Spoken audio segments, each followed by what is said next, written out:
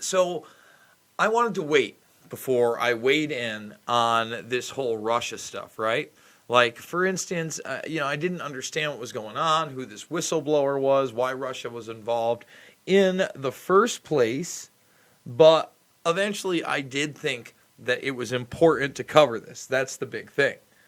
So let's start right here with number one. I want to say again, we're taking it with a grain of salt. I have no idea whether this is the real deal.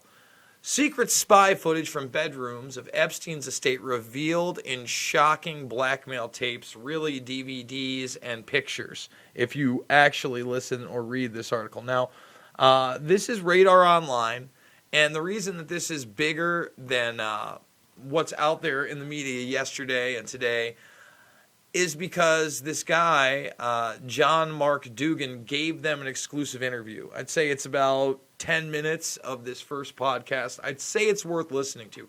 I don't know whether to believe the guy, but I do think that it's certainly important to look at, right?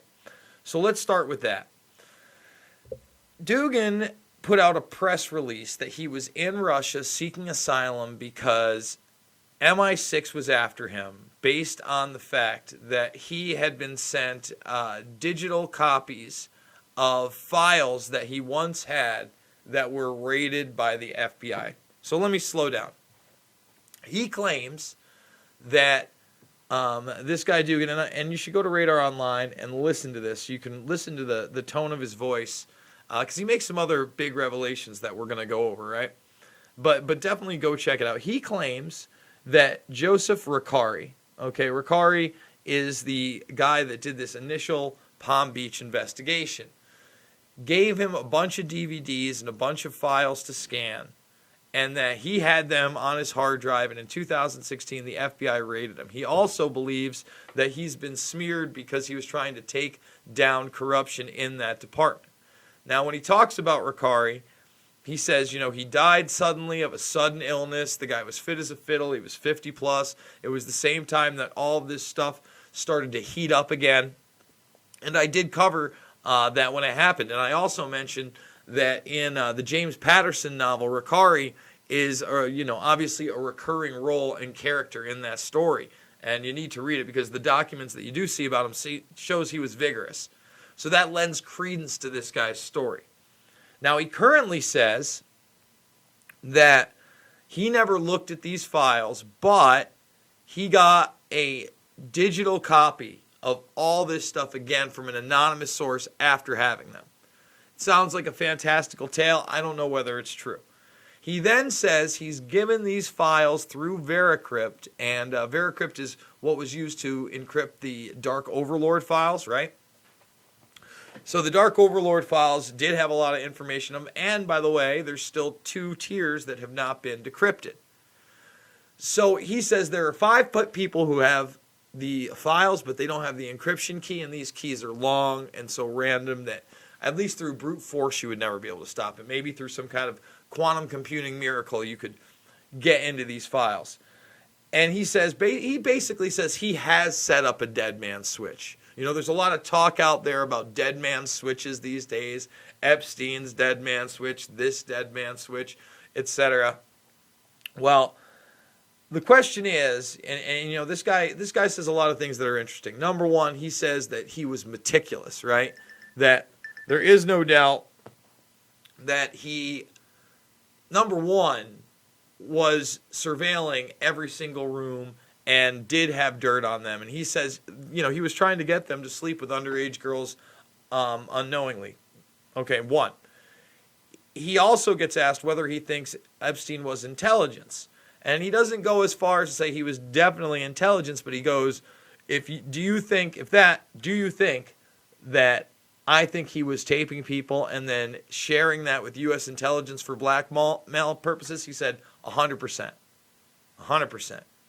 He also says that all of this material was in the Palm Beach home before the raid, and it must have been somebody on the inside that gave them the information that somehow they didn't find these DVDs and pictures. Okay? So there's a lot to swallow here. Now, he also says that he's not going to reveal the extent to what he does know about these tapes. So, again, this is, it's a tough one. You know, is this guy going for a ride? I don't know. It doesn't sound like it in his voice. But, you know, he's asked, for instance, you know, about his family who's in the United States. He's like, look, I'm pretty much estranged from my family. I haven't talked to my kids and ex-wife in years. And, you know, he says, look, sometimes you've got to expose the bad guys. And he goes, you know, was it worth it? No, it's not worth not talking to my kids. But would I do it again? You know, he can't answer no to that question. And that's very interesting to me. So it's worth looking at. Again, I would encourage people to go here because you can hear him in an exclusive interview. This dropped, I think, an hour ago.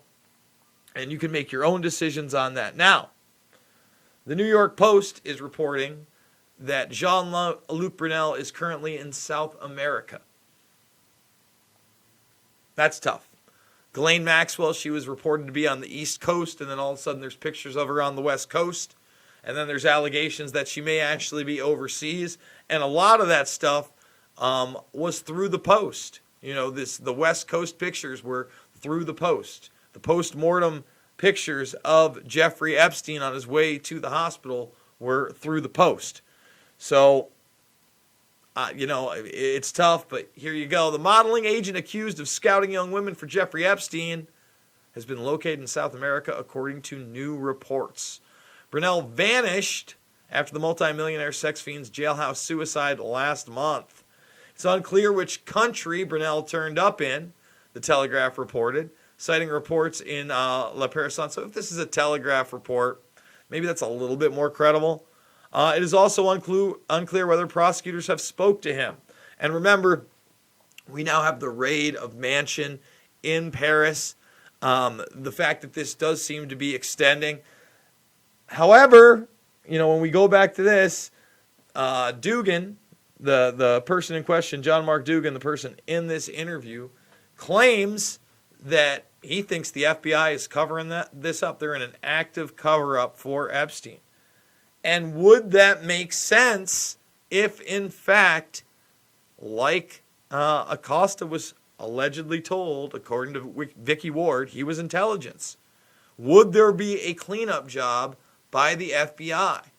Is that too hard to believe? The corruption runs rampant. And I think that anybody that would dismiss that the FBI and that this Attorney General's office would be involved in an active cover-up, I don't think they understand the history of these operations and how there's always limited hangout, no matter how much of it gets into the public arena. A lot of Iran-Contra got into the public arena, but there was still more that didn't make it there. And I'm hoping that the majority of you have now checked out my second interview with Whitney Webb, because we really go deep into that network and into the business dealings of people like Leslie Wexner and Jeffrey Epstein with Southern Air Transport, the follow-up, if you will, to Air America, the outright CIA plane company. You know, these things don't seem to be accidents to me. And again, is Dugan telling the truth?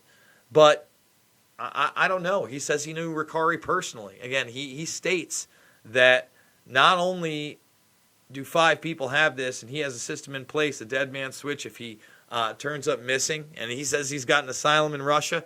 I don't know what to make of his story, but I'm certainly not discounting it. And after listening to the interview myself, and I'm going to encourage you to do the same, I thought it was definitely worth reporting on, because it would be bombshell news if, in fact, DVDs of these people actively existed. And by the way, what does he think were done with those DVDs? He thinks copies were made and they were divvied up amongst certain intelligence agencies. You know, now that's why the MI6 officer is allegedly saying that these tapes may be in Russian hands because of that. This is the other side of that hype train story that's out there. Okay? So, I mean, does that give more credence to the story? It is absolutely 100% possible. So, guys, decide for yourself. Go check this out. I don't know why Brunel's not in a jail cell. I don't know why this international crime syndicate isn't being brought to justice, since their crimes are internationally known. That being said, guys, I'm doing 1, 2, 3, 4, 5, 6, sometimes 7 videos a day. I think we're going to knock it out at 3 today. I did that 90-minute podcast with Mick West. That should be up, I would assume, tomorrow or sometime this week. You can check that out on YouTube. But I want people to see that, because that's an opposing viewpoint. You can have a civil discussion with somebody who doesn't agree with you all the time. And I'm doing it with your help. $5, $10, $15. It means the world to me. I'm sorry about all the YouTube weirdness today. I'm hoping that the bugs are worked out later on, but maybe we're going to live stream, maybe we're not. I will talk to you guys later. I love you, and see you on the flip side.